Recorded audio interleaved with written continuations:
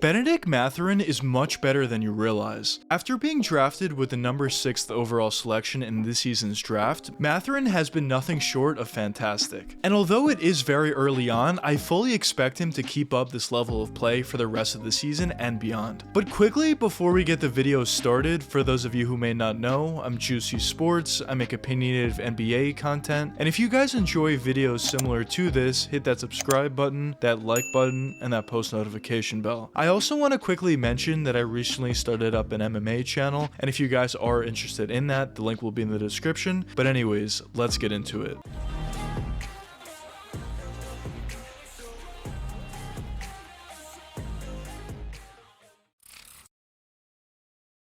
Bennedict Mathurin has certainly been a player that I've been looking at coming out of this year's draft, but he wasn't necessarily a guy I expected to be as good as he has been thus far. Clearly, he had a ton of talent and teams were very confident in him as he was drafted with the 6th overall selection, but I wasn't necessarily expecting him to be this good. But thus far, Bennedict has been playing at an extremely high level, averaging 21 points on the year, and in his most recent game against the Brooklyn Nets, he put up 32 points on efficient shooting. Now, I mentioned this in some of my videos, but there are certain players out there that put up good numbers or maybe not so good numbers, but they're better players than their numbers would suggest. And Bennedict is certainly one of those players. I feel like he provides a lot more than his statistics would suggest, although his statistics are obviously amazing. I just feel like the way he's able to spread the floor and hit that 3-point jump shot down consistently, alongside with his basketball IQ and somewhat of an ability to pass and play make, I just think all those abilities combined just make him a much better player than those numbers would suggest, due to the fact that those are very important abilities for any team, and that does lead to team success. And even if the Pacers aren't necessarily a good team this season, they're not supposed to be, they're a very young team, but having players like that going forward are extremely important to building good culture and building successful organizations. But probably the most impressive thing to me personally about Bennedict is how composed he is. Whenever you watch him out there, he's always under control, he's always taking good shots for the most part, and that's not necessarily something you see traditionally with younger guys. A lot of times what we see with talented young players is, although they do show some flashes of greatness, they also show some flashes of their inexperience and youth. And what I mean by that is sometimes they make bad decisions in poor times, or just take poor shots in general, or turn the ball over, stuff like that. But the thing about Mathurin is this isn't necessarily something we're seeing from him, even though he's only played 7 games in the NBA so far. And that's something that's extremely impressive to me personally, because if he's already at that level where he's always under control and taking good shots for the most part, taking care of the ball, just imagine how good he can get in the future. Because that kind of mindset and that kind of ability would just lead you to be a more confident player, and I mentioned this also in a lot of my videos, but confidence is one of the most important things you can have as a player, especially a young player like Mathurin is. Because at the NBA level, all of these guys are extremely talented, and Mathurin is no different, he's extremely talented. But if he can also be a talented player that has a ton of confidence in himself, who knows how good this guy can get. And that goes for any player in the NBA. There's tons of examples of players in the past that had superstar potential, or maybe even all-star potential, but turned out to be draft busts, due to the fact that they completely lost their confidence early on into their careers, and they just never recovered. So that's why I talk about confidence a lot as being one of the most important things you can have as an NBA player, of course, especially as a young player. Because if you have a really good start to your NBA career and are a very confident young player, that would just set a precedent for you, and you can build off that going forward. And even if you were to lose somewhat of your confidence down the road, you would have that base of what you were able to do in the past and use that as motivation and use that to help you get back to that same level and even better going forward. But now let's look at what Mathurin was able to do specifically out there and what made him such a great player so early on into his NBA career. So starting with his 3-point jump shot, this is certainly the main ability that he does have. He's a phenomenal catch and shoot 3-point shooter. As I mentioned before, he's shooting 43% from deep early on into the year. But he also has a pretty nice ability to put the ball on the floor and create for himself from that 3-point range as well. He can cross over into a 3-point jump shot, sidestep or step back, even at times hit a pull-up 3-point jump shot. Basically from that 3-point range, he's just a very